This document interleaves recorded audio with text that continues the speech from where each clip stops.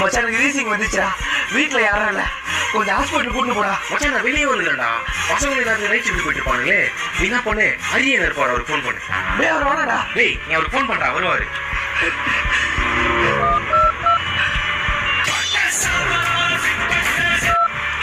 Hello அரியண்ணா, நான் Joseph பேசுறேன். டேய் ஜோசப், என்னடா ரொம்ப நாள் கழிச்சு கால் பண்ணிக்கிற? இப்பெல்லாம் ஏரியாவோட வரதே இல்ல. இல்ல நான் வீசி போன வாரம் ஏரியால ஒரு சீன் ஆயிடுச்சுடா. அண்ணனை விட்டு 50 பேர் அருவாளோட உள்ள போட்டாங்க.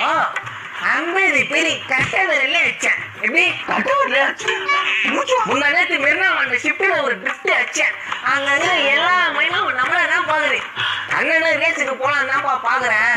சரி நம்ம அஜித் குமார் இங்க இருந்து போயிடா போல, அவர் எதுக்கு டிஸ்டர்ப் ஆகுற போதுன்னு விட்டேன். அந்த மூச்சா அன்னைக்கு ஒருத்த மூச்சே நிறுத்திட்டேன். இன்டர்வியூக்கு போய் உக்காண்டா, வீதா மச்சா உனக்கு எல்லாம் வேலை தர முடியாதுன்னு மூச்சு மேல சொல்றான். எச்சாரு வெளியே வந்தான், ஒரே வெட்டி 2 உண்டான்.